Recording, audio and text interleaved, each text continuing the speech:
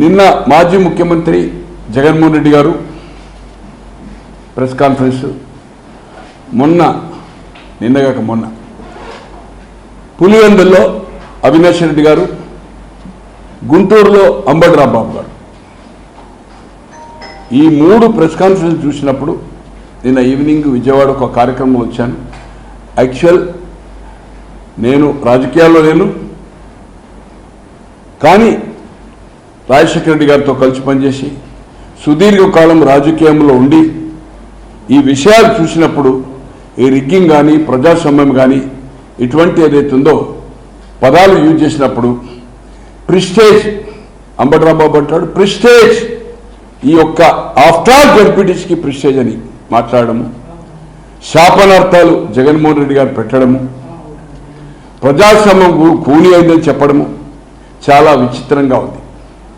అతను ముఖ్యమంత్రిగా ఉండగా 4 years బ్యాక్, ఇట్ ఈస్ 2021, ఇప్పుడు 25 అనుకుంటా కదా, 4 years బ్యాక్, ఇంకొక 1 year ఉంది, ఆల్మోస్ట్ 1 year 14 months. ఈ రాష్ట్రంలో ఆంధ్ర రాష్ట్రంలో ఎటువంటి పరిస్థితి ఉండే, ఎలా ఏకపక్షంగా మున్సిపాలిటీలు కానీ జిల్లా పరిషత్తులు కానీ ఎంపీపీలు కానీ ఏ విధంగా ఏదైతుందో యునానిమస్ అయినాయి అనేది మనము ఒకసారి ఒక కడపనే తీసుకుందాము. నేను అనుకుంటున్న 175 అసెంబ్లీ సెగ్మెంట్లో ఎన్ని మున్సిపాలిటీలో దగ్గర అకౌంట్ లేదనుకోండి, ఓన్లీ 2 తాడిపత్రి బోటాబోటిగా ఇంకేదో మున్సిపాలిటీస్ వచ్చాయి. అలాగే ఒక్క జిల్లా పరిషత్ రాలే, సింగిల్ జిల్లా పరిషత్.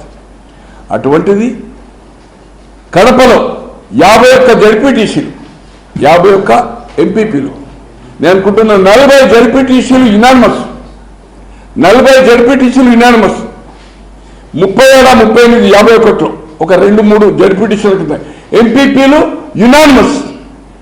అంటే ఎంత అరాచకం జరిగిందనేది మనం, ఈవెన్ మంగళగిరి లోకేష్ గారు ప్రతినిధించిన మంగళగిరి బాబు గారు ఏదైతుందో 89 నుంచి పలుసార్లు దాదాపు ఉమ్మడి రాష్ట్రంలో కానీ ముఖ్యమంత్రి highest more than 40 years opposition లీడర్గా ఉండి అక్కడ కూడా ఏ విధంగా రిగ్గింగ్ చేశారనేది మనం జగమెరిగిన సత్యం. Local bodies conducted by election commission of state, అదేమో బ్యాలెట్ పోయి రిగ్గింగ్ అవుతుందనేది ఇది ఎలక్ట్రానిక్ సిస్టమ్ వచ్చింది. ఇప్పుడు ఈ దీంట్లో ఏదైతుందో రిగ్గింగ్ అవకాశం ఉంది, గతంలో ఉందనే ఎమ్మెల్యే ఎంపీ ఎలక్షన్స్ అనేది ఏదైతుందో ఈ సిస్టమ్ తీసేసిండ్రు. Local bodies common. ఈరోజు నీవు నేర్పిన విద్య నీరజాక్ష అంటారు, ఒక కహావత్ ఉంది, నీవు నేర్పిన విద్య నీరజాక్ష.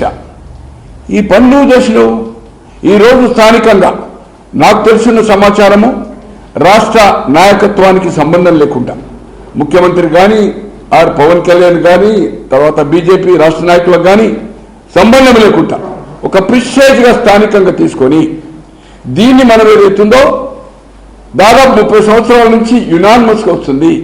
ఏది అబౌట్ పులివెందుల జిల్లా పరిషత్ అనుకోండి, సమితి అనుకోండి.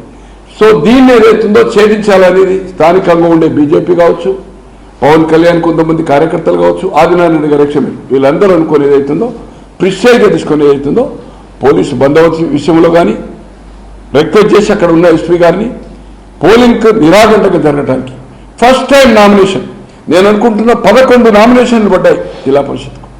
11, ఎప్పుడు ఒకటే యునానిమస్. అటువంటివి 11 అంటే దాదాపు నేను అనుకుంటున్నా, నాకు తెలుసున్న సమాచారం 8-9 నామినేషన్స్ వైఎస్ఆర్పీ వాళ్ళే, 2-3 కూటమి టీడీపీ అనుకోండి.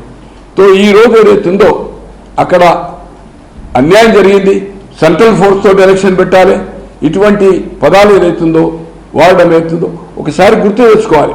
ఈరోజు 11 సీట్లకు పరిమితమై అసెంబ్లీకి నీకు ప్రతిపక్ష హోదా లేకున్నా ఒక స్టేటస్ ఆఫ్ అపోజిషన్ లీడర్ నిన్ను గుర్తిస్తాడు.